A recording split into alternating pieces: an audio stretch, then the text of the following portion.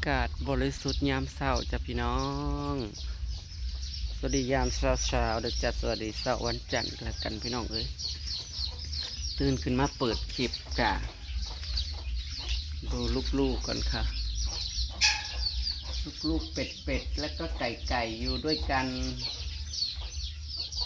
มันเป็ดใหญ่ไว้พี่น้องเอ้ยเป็นไก่น้อยกระเทียมใส่ตู้ฟักนะใส่ประมาณเหลือตาย20 กว่าโตนี่แหละพี่น้องเอ้ยไข่ประมาณ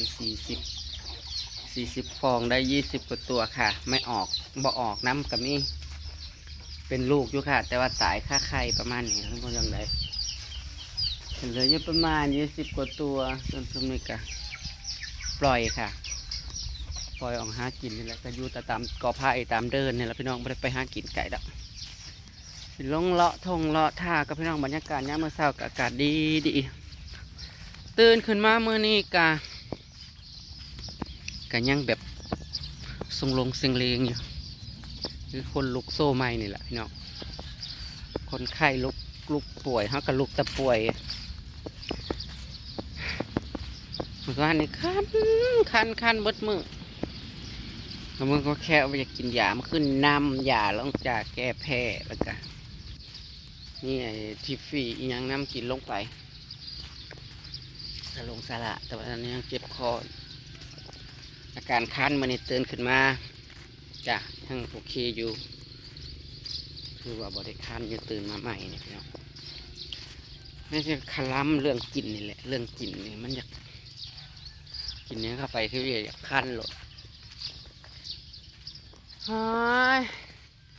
มันก็ยังเหนื่อยหอบอยู่พี่น้องเลยยังทรงลงเซ็งเลงอยู่มาส่องเบิ่งพวกอันพอน้องนนมาอันไถนาแล้ว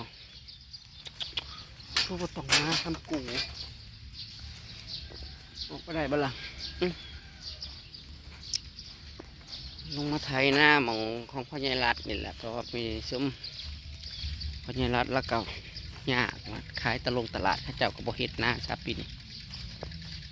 เจซีกับซีเฮ็ดเอาแต่ของเจ้าของนี่แหละ6-7ให้แต่ว่าสภาพผู้สิมาเฮ็ดอันนี้ก็ยังงึงๆงะอยู่ค่ะเบิดเงิน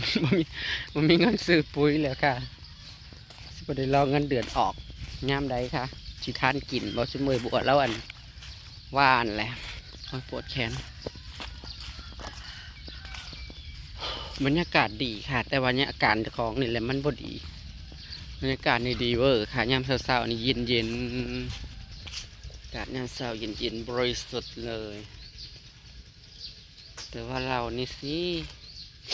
ไปสูดเอาอากาศที่ไหนไม่มาถึงไม่บริสุทธิ์ซื้อก็จะของหนาโหบลงหลายเติบคันเป็นยังไงโอ้โหพอลงมาไทยนะสิแล้วพี่น้องสิให้แล้วขาบเสาเขาลงมาไทยตั้งแต่ตี 4พุ่นพ่อน้องนนขยันจ้าตื่นแต่ตี 4มาไทยนะจนสิแล้วแถวเลยแล้วก็ไปทำงานต่อได้นี่ไปเฮ็ดงานต่ออีกแล้วนี่ไอ้เมียเพิ่นบ่ลงมาตัดต้นอันนี้ออกต้นดอกรักนี่เจ๊อมาล่าคือบ่มาเอาไปแน่นี่ข้าตัดถิ่มสนั่นอยู่โอ้ยสะอ่อนหน่อไม้เขาหน่อไม้ซุมันสะอ่อมปาดบางเนี่ยพี่น้องหน่อไม้เลี้ยงนอกออกนอเต็มอยู่หน่อไม้อันกิมซุ้งกับบางเนี่ยผู้ขยาอยู่เขาอันขุดคลองรอบแล้วก็ปล่อยน้ำมาใส่เนาะพี่น้องปาดเต็มเลยปลูกไว้ใกล้ๆเพื่อนก็ได้กินย้อนเลยหนาแรงนี่คือห้องเจซีนพอเราบอยากเอามาปลูกใกล้ก็พายอีกแล้วกระหันกระขาดเอาน้ำมะขากำลังตายแนงมันจะเต็มยังนะทุกคนก็ตัดต้นอันนี้ออกมาเลยนั่นนี่คือจะได้ลงมาในวันจันทร์เขาห้องเฮียน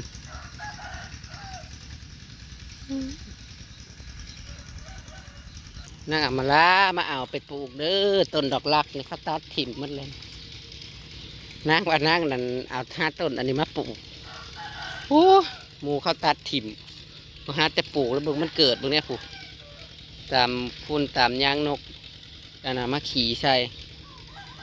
เกิดดีเกิดใหญ่ไวอะไรได้ต้นอันนี้โอ้จนสิแล้วให้แล้วมันเขาก็มาไทยเมื่อเช้านี่โอ้จนสิแล้วแท้วโอ้ไทยหน้าตั้งแต่ตี 4ไทยหน้าแล้วไปทำงานนี่ละยักแต่ได้นี่แล้วก็แล้วบอกมันมึงเนี่ยผู้เนาะผ่านะก็จะพวกเขาหัวเขามันตั้งเกิดอะไรได้ต้นอันนี้นะ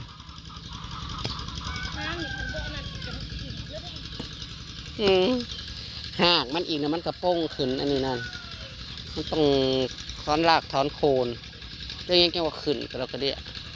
ผูกเต็มให้นะกันเฮ้ยทรงลงเสียงเลง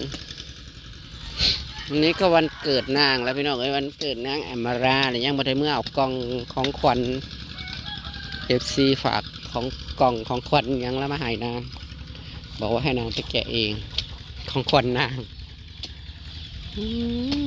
อ่อนฟาร์มไก่ตีเขาพี่น้องเลย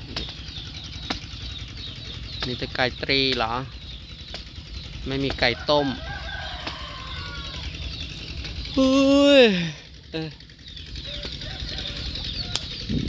มันจะจักเมื่อได้จังสิวานเด้ป๊อดคุยจิรอสมาคุยใหญ่แท้ตัวใหญ่เลยได้นี่นะต้นคูนต้นเขาก็ใหญ่มัดเพิ่งจังมาเลาะอะไรยังครับต่อ1,000 ปีตัวนี้เอาออกมาได้จักเทื่อ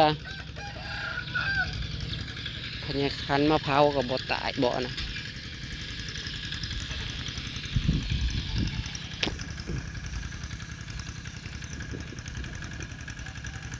ไถหน้าคนเดียวไปแต่ตี 4ก็จะเอาให้มันแล้วแถวเลยบ่นี่ใครแต่อากาศมันดีแล้วเฮ็ดแต่ดึกตื่นแต่ดึกก็ได้หลายเวียกคือว่าแหละสำหรับผู้ขยันได้ล่ะพี่น้อง สำหรับผู้ขี้ข้านก็นอนเพลนกับบ่ตื่น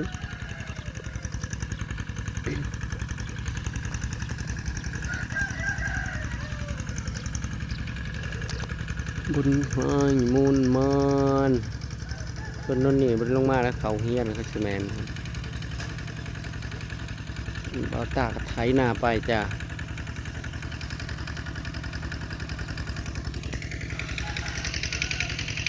ถ้าเกิดเพื่อนสาวก็ไปได้ไปจับมีเหือมีแห้งได้สลองได้กินได้ยังน้ำมูดอกจ้า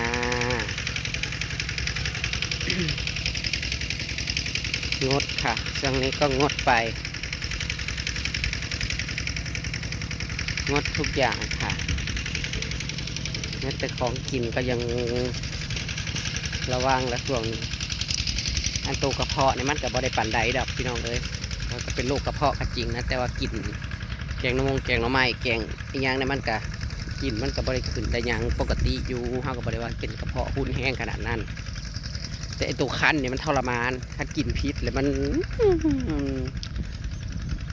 ว่าเป็นตะยูเมื่อวานนี้คันเบิดมือจักสิว่าย้อนกินยังเพราะว่าก็กินแต่แกงป่าโคงแปน้ำโคงนะมาแกงกินมันก็รู้สึกว่าคันเมื่อก่อนบอกว่ากินไก่สักสรุปแล้วมันพิษเนี่ยมันตั้งว่ามันจะคันขึ้นมาอีกมันบอกมันเท่าไหร่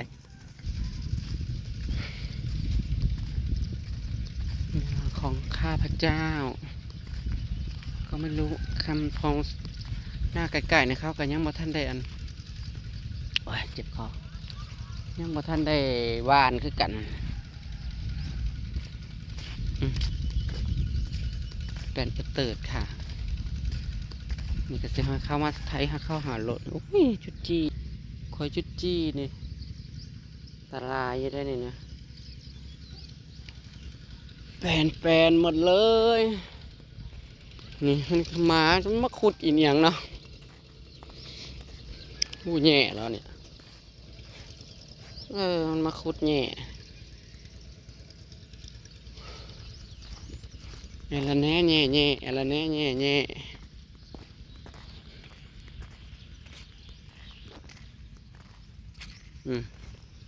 เลาะหาหมูบ่มันขอเข้าไปไล่มากแล้วบ่จักเขาคอเขารักเขาแรงก็จะขาเลยได้งอตัวนี้นะไงนะมันดื้อดื้อจริงๆ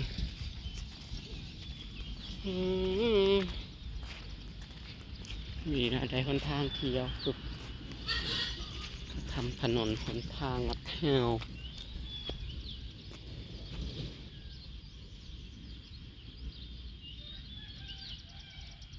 นี่เขาก็เห็ดที่เดินเข้าเนาะคือว่าแล้วบริเห็ดที่เดินเฮาพี่คันมันอยู่พี่ตึงทำสีงามแล้วนำขี้มูเขาลายลงมาเนี่ยแต่ว่าตัวมันใกล้แล้วมันสีงามโพดนาหายหนงแล้วของเจซี่เนี่ยมันก็สีไล่ลงมาคือกันแล้ว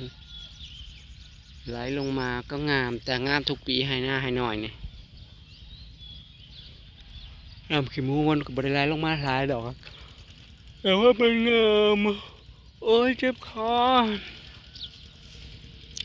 วาดกับโต๊ะแค่ไม่ล็อกปอกแป๊กพี่น้องเอ้ยฝนก็ได้ล็อกปอกแป๊กพอแสบพอคันซื่อต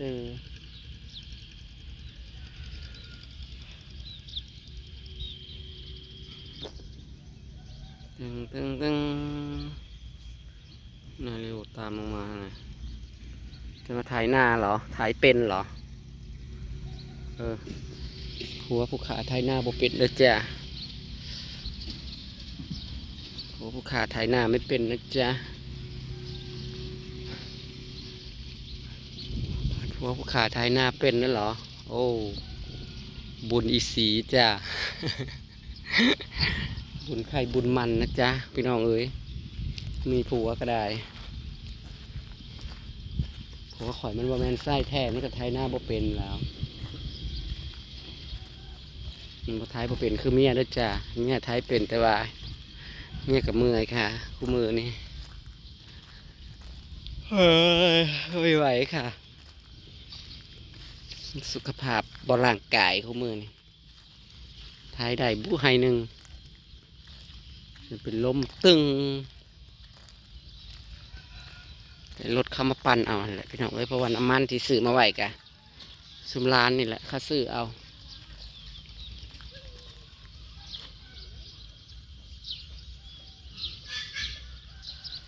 ร้านเขาซื้อเอาให้เขาไปไทยโอ้ไทยเขาผู้เฮ็ดได้ผู้ยังไงอันนี้มันออกหมดแล้วเนี่ยนี่ต้นมะม่วง1,000 ปีเนี่ยเป็นดอกซ่อนขึ้นมาเรื่อยๆพี่น้องเอ้ยย่ามมันหน้าเนี่ยก็ได้กินดีเลยโอ้ยส่วนทางนี้ก็คือบจับตรงนั้นนะตอนนั้นเป็นดอกคุณพูนโยมบจับมาเป็นหลาแล้วบจับนางเมื่อเอาเสียมนางสิมาขุดจุจีเอาไปขุดจุจีจ้ะพี่น้องหากินแมลงใต้ดินค่ะช่วงนี้ก็จุจีแมงกินูนกำลังออกแล้วพี่น้องเอ้ยฝนตกลงมานางไปซื้อเสียมใหม่ในวันนางอยากไปหาหน่อไม้กับหมูไม่ได้ไปจ้ะไม่มีใครอยู่กับเมียก็เหนื่อยหอบแผลไปเมื่อวานนี่ครับพอละวันเกิดอามาล่ากับคำหมดแล้วพี่น้องเอ้ยคำจ้าคันบ่เมื่อยคันไม่เมื่อยนะจ้าคันเมื่อยแห้งก็สิได้ไปตะนางถ้ายังไม่ดีขึ้นมีอยู่ไหมมันบ่อยากมาก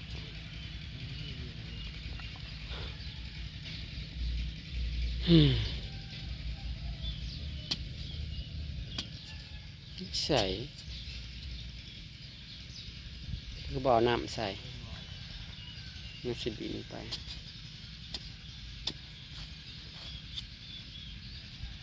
กินมันจะอยู่ในกองขี้ควายข้าวเคลื่อนคลิปบ่าวจอยแล้วไปหาแถวหัวบุกหัวหยังนะ บ้านเฮา เต็มอยู่ปวดวันลาย บ้านเฮานะ มันคือมากไปอยู่ในหัวอันนั่นบ่มันกินหัวมันบ่ ใครไปอยู่ในคือเขา หัวบุกเคลื่อนเหตุทางไทยเข้าเจ้าคุณนะป้าดจะเสือจะกิโล บ่แม่นเขาไปใส่อยู่เขาไปก่อไว้ มันตั้งนี้ในป่า เขาไป นะ ก่อเขาไปถ่ายคลิปวัดเสียมใหม่เขาขนาด ใช้มันลงจับอยู่บ่เอานะมาตอกลง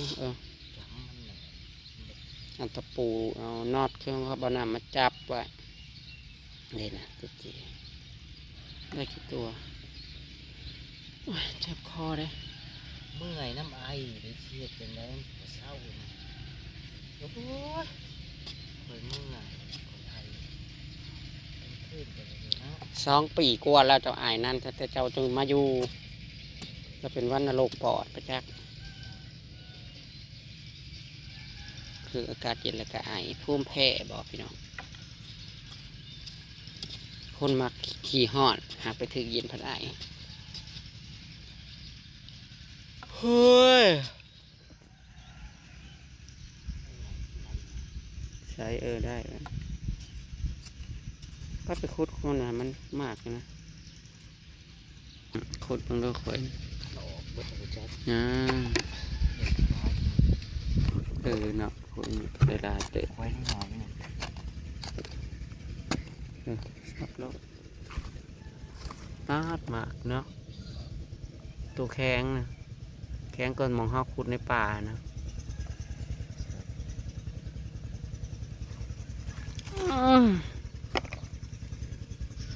ดินพงแทะนั่นเท่านั้น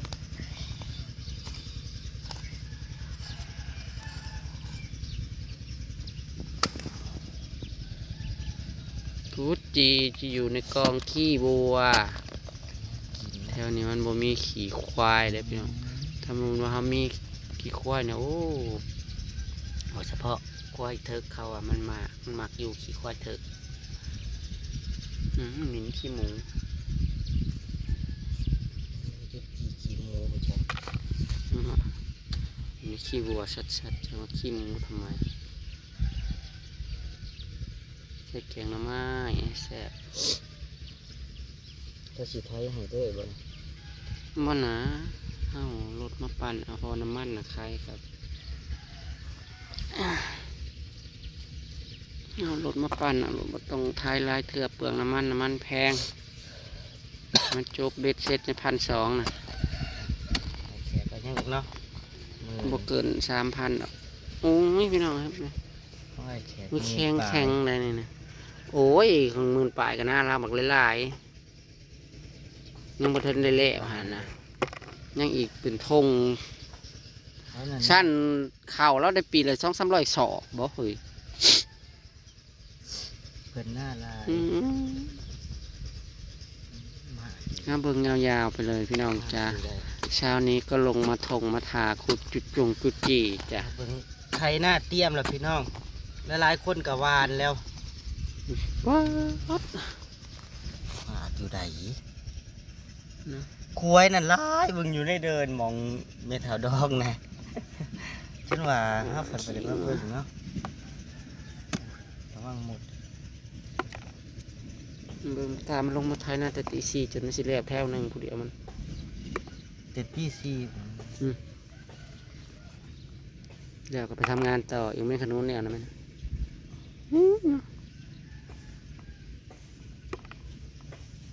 เกียงเนาะเป็นโบแมน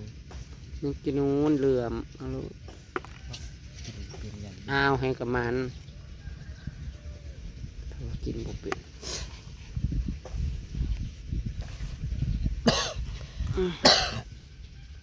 ไทยน่าแหละมันก็ไปเฮ็ดงานต่ออีกนี่นะได้หลายเติบแล้วนะแม่งกุดจ จีแมงกุจีแมงกินนูน พอเฒ่า โอ้ ไป สาบ พอเฒ่าก็เฮ็ดงาน เดี๋ยวก็ไปเฮ็ดงานเหมือนกันแมงกินนูน ชื่อ เพิ่น เพิ่น ก็ สิ ใครที่เพิ่นก็ขายดีบ่เมื่อวาน ไผ ใครที่เพิ่นขายดีบ่เมื่อวาน ก็ได้อีกเลยล่ะ 2 มื้อเนาะให้มันขายดีไปเรื่อย เพราะว่าส่วนมากคนมันสิสั่งได้ ๆร้าน ส่วน สาว มากมีแต่ ขาย เขาส่งเด้ ก๋วยเตี๋ยวต้มยำกับหมูนี่แหละเพื่อนไก่นี่แหละพี่น้องเอ้ย กร กั อ บบ ลา อยากกินอยู่ได้ นั่ กับ น ข้าวหมูกรอบ พอได้ขายอยู่จากแรกๆเฮ็ดไปเรื่อยๆบ่ต้องหยุดมีแนวเฮ็ดแนวหาขายเขาได้อันนะบ้านเฮา แต่ นั่น กลัว พุ่น เรา น่ะ เฮ็ดนี่ โอ้ยยามแนวนี้บ่มีเวียกมันก็สิเฮ็ดหยังมันก็นอนยามหน้าพุ่นแล้วก็จังไปหาเงาหาควายหวานข้าวหวานเขิบ แต่สบายเพิ่น เป็นรอยเมื่อว่ามีเงินไปนอนกินอยู่หันบ่งอกบ่เงยก็คือเก่านั่นแล้วมีเงินเป็นล้านกับเบิดคือกันเลยนะพี่น้องว่ามีเงินแล้วสินอนกินอยู่หันบ่เฮ็ดบ่หาตื่มมันก็เบิดคือเก่ามันนั่นแหละ โอ้ยหลายเสย นี่ว่า หลายแห้ง มันแข็งนะมันนั่นนะตัวแข็งพักบ่ กินข้าวแต่ว่า เนาะมันก็ขุดลงน้อง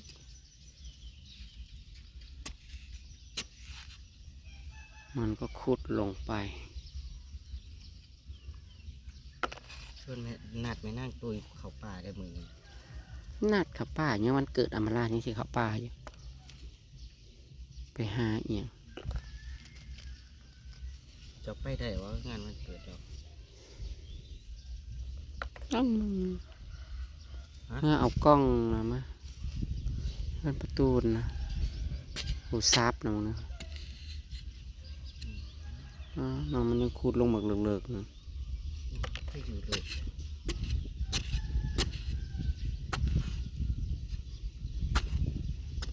อืม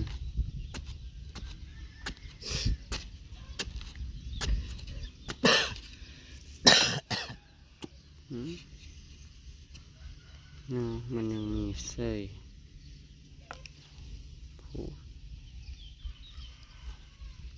โอ้ย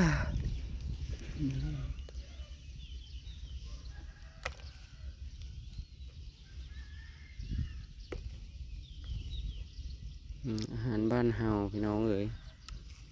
เอา หา ไป กินตามคุยขี่นี่แหละ เอาไปใส่ 2 คุยในนี่2 คุย ลอง ค่ะ ถอดเอาปะ แต่ว่าปลาตัวใหญ่ดีเลยพี่จีเนี่ยมันแข็งแล้วมันตัวใหญ่นั่นตัวนั้นมันเป็นบ่ตัวนั้นมันตัวใหญ่มันแข็งมันแซ่บมันทอดสิทอดกินมันสิแซ่บว่า เห็ดคือเบาเอือก่อนนะเซ่เขาก็เคยถอดเห็ดก่อน พี่น้อยนี่ปลาที่ พี่ เต็มอยู่ พี่นะอยู่รุมพี่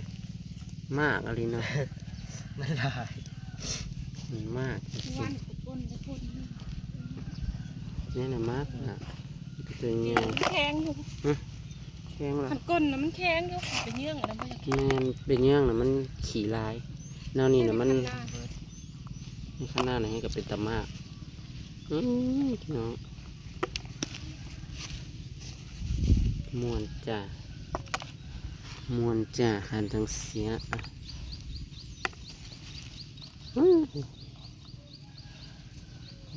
กะจี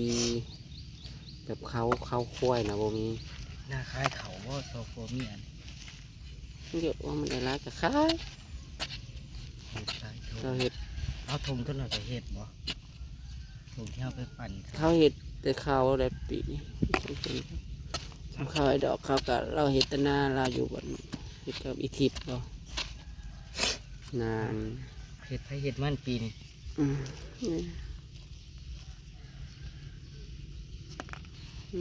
จะทำยังไงพ่อขัว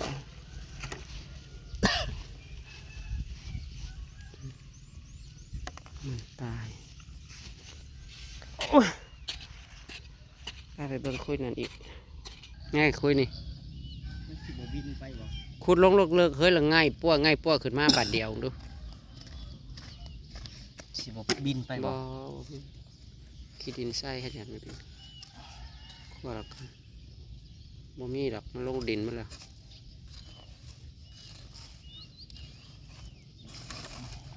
ง่ายคือเป็นแผ่นใหญ่ๆเลย ว่าสิบ่ได้ขุดแล้วปีน ปลายได้จุจีปีนี้นะขุดมันมาเลยมันดินทรายหรือมันลงเลิกประจักโอ้ มีอยู่ ใช่ละ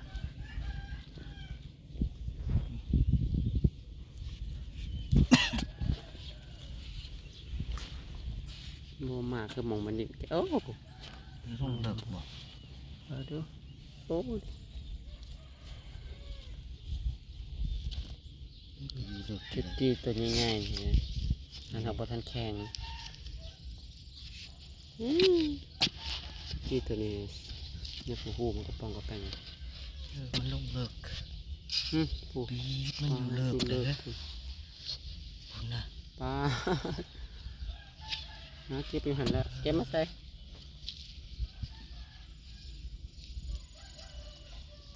มันย่นมือพี่น้องแมงกุดจีแมงกุดจีแมงกีนูนผูกมือเนี่ยเต็มอยู่ย่อนมือค่อยย่อนมือฆ่าตัวนึงอ้าวแคบมาเนี่ยแคบมาด้วย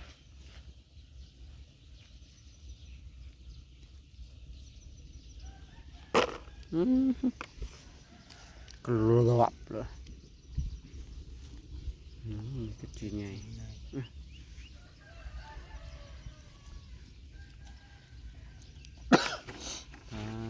นาะ ปีนเฮาได้ให้เนาะไว้เดียวนะเฮาได้ว่า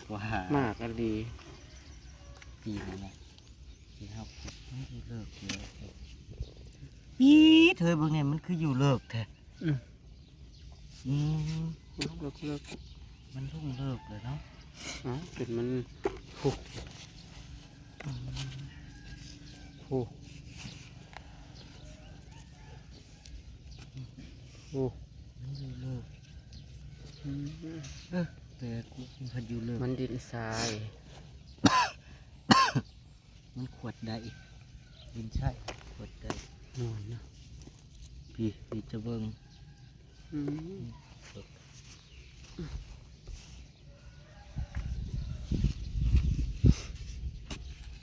ผูกยังไม่ได้สูดเลยยังไม่ได้สูดเลยนะโอเค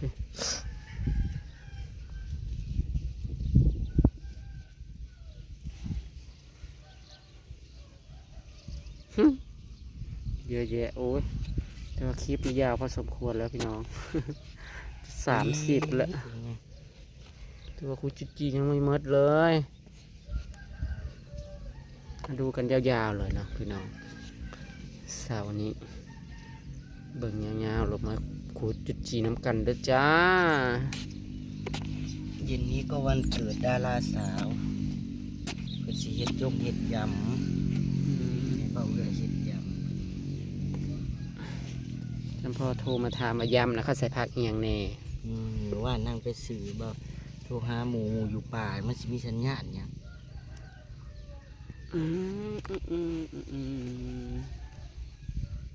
ป้าตัวนี้มันเลิกโอ้โหย่างเดียวมันอ่อนจังแล้วก็เขี่ยเหมือนไก่เขี่ยหาเหยื่อมัดมั้งมัดไหมยังไม่เหมือนเนาะยังไม่หมด คือเห็น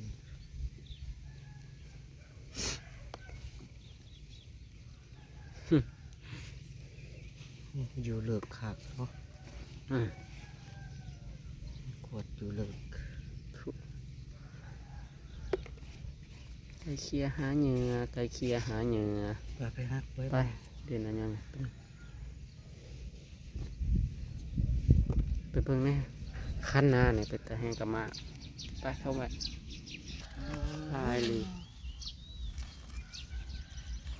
คุดเอาบาดเดียวลุกเลิกหอบ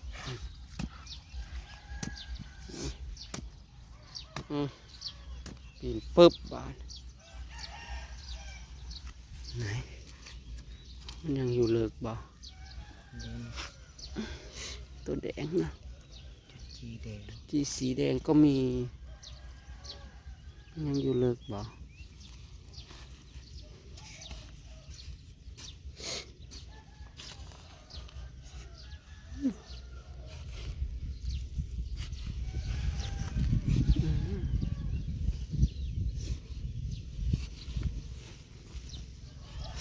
ใช่เฮ้ยมันคือบ่มอะมันยังเลิกบ่ มันอยู่เลิกถูก อืม ถูก มันอยู่ลึกๆเลย มันอยู่เลิกเลยพี่ตายอยู่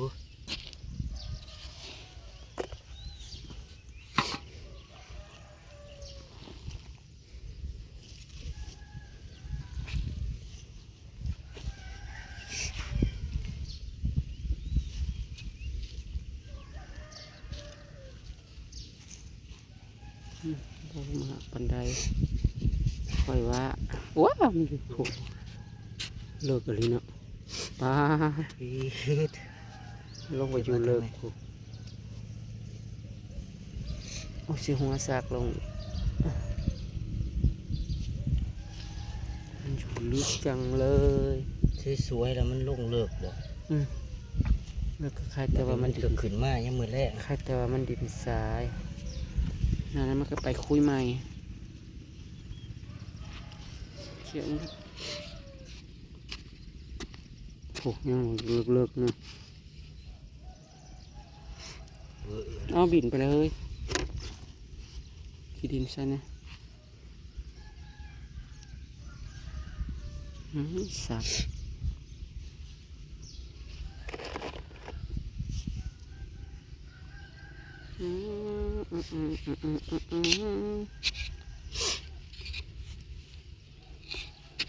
แต่ละคุยเนาะมันมาทางไหนมันมาทางมันบินเอาขี้ดินใส่พี่น้องโอ้ยมาเลยไปพ่อตัวนี้แห้งก็เป็นตะมากพี่น้องพวกนี้ปุ๊บ พีดตัวนี้แห้งเสียลายสิคุดใจ บ่ต้องโคตรเคี้ยวเนาะเอากระเทลมออกไปคันไทนาเลยมันก็ลงเลิกคือกันแล้วจ้ะลงเลิกแล้ว ตัวนี้ตัวใหญ่เป็นเขา ลงเลิกเหมือนกันแล้วนี่ลงเลิกแล้วมาดูยาวๆเลยนะจ๊ะคลิปขุดจุดจี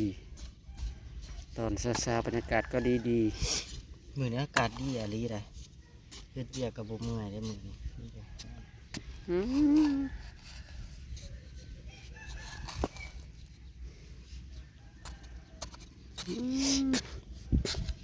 ผูกสาบ เขาเสียม สับนั่นสับมันสับให้มากสิ เคยกินเนี่ยเคยกินเนี่ย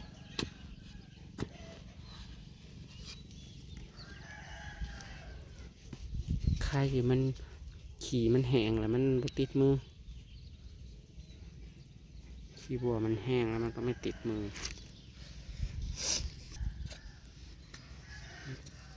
อืมแมงกุดจีมันก็อยู่ในขี้วัว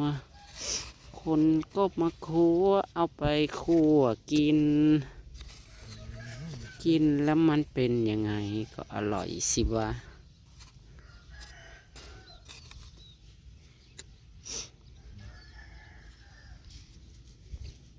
อืมอืม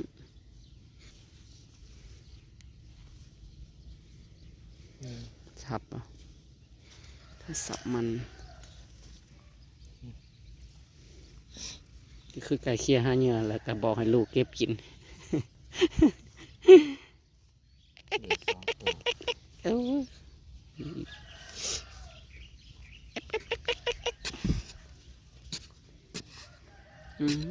อืมเขาหลากเขาบลงมานำมาโอ้ยสาบมาเลยจะก็กลนง่ายมันแต่พอรดน้ำนี่น้ำไอ้นี่ดิ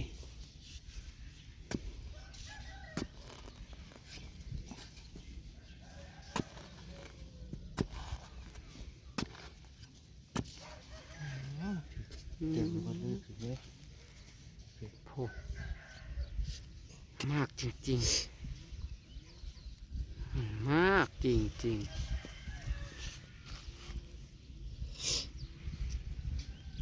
อืมโหดำทีบยั่วเยี้ยยั่วเยี้ยจังเลยโอ้สับ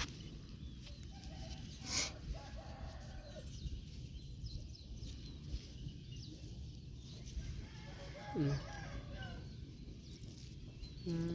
มได้เทละกอบละกำได้เทละกอบละกำตั้งใจทำกับเต็มคุแล้วเนาะอืมอืมหวนเลยน้องเลย มวนดิมันลายไหม หย่อนมือคอยมันหย่อนมือแล้ว มันลายมันก็เลยหมด เดี๋ยวคลิปนี่ยาวแล้วพี่น้องยาวเหลือเกินเลยที่ภาพบรรยากาศไว้ซ้ำนิกแล้วกันเด้อจ้าเดี๋ยวตามคลิปหน้าแล้วกันเนาะพี่น้องตอนสวยๆเสาร์นี้เราก็ลงมาหักโคจุจีเลาะทงเลาะทาตามภาษาบ้านนอกบ้านนานะคะได้ก็ฝากเป็นกำลังใจด้วยจ้าใจสีกอาการดีขึ้นเลยขอบคุณพี่น้องบนสุขุสุขคนที่เป็นห่วงเป็นใยนะคะ กดแชร์ในอยเด้อพี่น้องเด้อ ตัดคลิปหน้าก ดติดตาม ค่ะ ส ฝากดู วัส โฆษ ดี ณาในอยเด้อ จ้ะ พี่น้อง